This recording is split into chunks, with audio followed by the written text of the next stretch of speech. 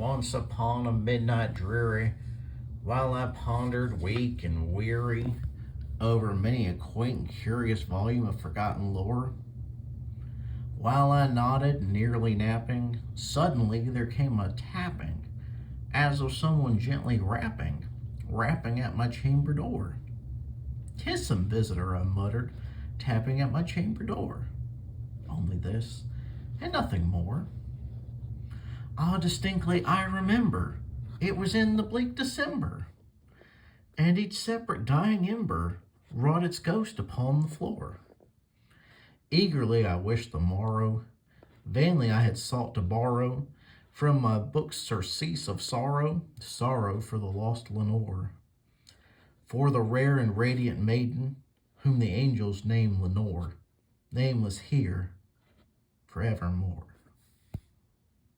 And the silken, sad, uncertain rustling of each purple curtain thrilled me, filled me with fantastic terrors never felt before.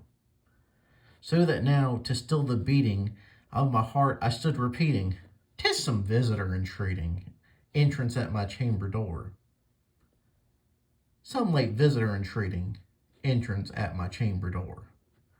This it is, and nothing more. Presently my soul grew stronger, hesitating then no longer. "Sir," I said, "or madam, truly, your forgiveness I implore. But the fact is I was napping, and so gently you came rapping, and so faintly you came tapping at my chamber door. Then I scarce was sure I heard you. Here I opened wide the door, darkness there, and nothing more. Deep into that darkness peering, long I stood there wondering, fearing, doubting, dreaming, dreams no mortal ever dared to dream before. But the silence was unbroken, and the stillness gave no token, and the only word there spoken was the whispered word, "Lenore?" This I whispered, and an echo murmured back the word, "Lenore!" Merely this, and nothing more. Back into the chamber turning, all my soul within me burning, soon again I heard a tapping somewhat louder than before. "Surely," said I, "surely that is something at my window lattice. Let me see then what thereat is, and this mystery explore. Let my heart be still a moment, and this mystery explore. 'Tis the wind, and nothing more." Open here I flung the shutter, when with many a flirt and flutter, in there stepped a stately raven of the saintly days of yore. Not the least obeisance made he, not a minute stopped or stayed he, but with mien of lord and lady, perched above my chamber door, perched upon a bust of Pallas, just above my chamber door, perched and sat, and nothing more. Then this ebony bird beguiling my sad fancy into smiling, by the grave and stern decorum of the countenance it wore. "Though thy crest be shorn and shaven, thou," I said, "art sure no craven, ghastly grim and ancient raven, wandering from the nightly shore. Tell me what thy lordly name is on the night's Plutonian shore." Quoth the raven, "Nevermore."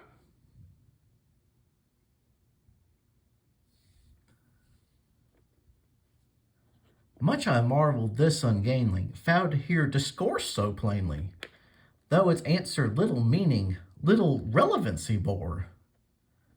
For we cannot help agreeing that no living human being ever yet was blessed with seeing bird above his chamber door, bird or beast upon the sculpted bust above his chamber door, with such name as Nevermore.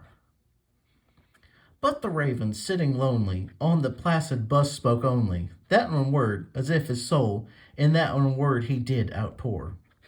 Nothing farther than he uttered, not a feather than he fluttered, till I scarcely more than muttered, "Other friends have flown before.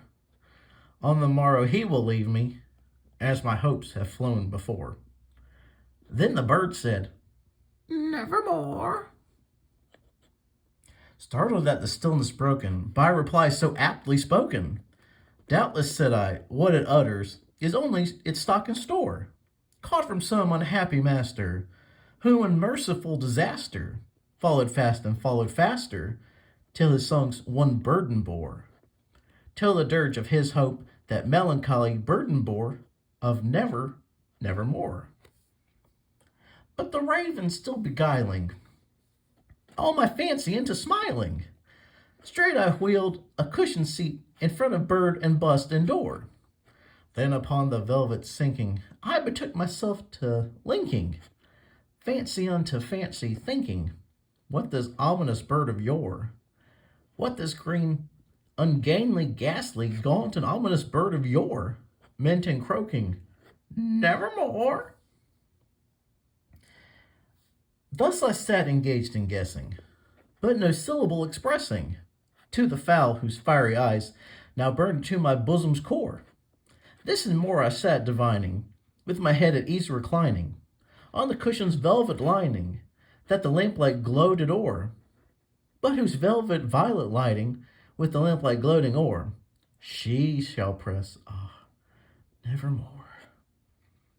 Then methought the air grew denser, perfumed from an unseen censer, swung by seraphim whose footfalls tinkled on the tufted floor.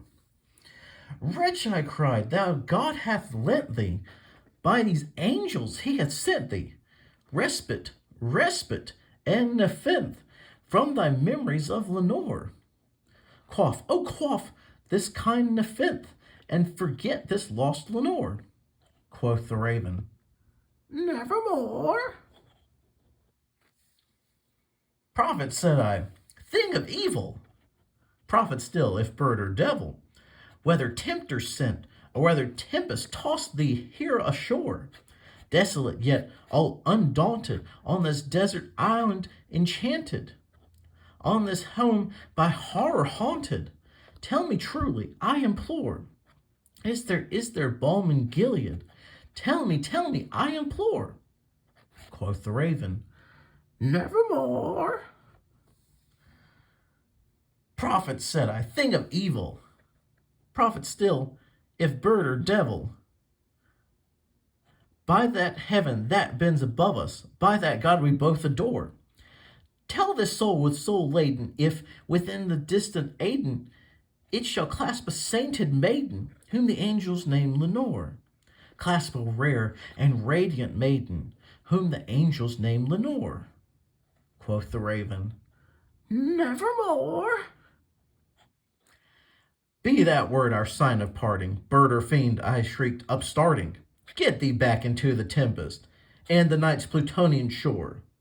Leave no black plume as a token of that lie thou soul hast spoken. Leave my loneliness unbroken, quit the bust above my door. Take thy beak from out my heart, and take thy form from off my door." Quoth the raven, "Nevermore." And the raven, never flitting, still is sitting on the pallid bust of Pallas, just above my chamber door, and his eyes have all the seeming of a demon's that is dreaming, and the lamplight o'er him streaming throws his shadow on the floor, and my soul from out that shadow that lies floating on the floor shall be lifted nevermore.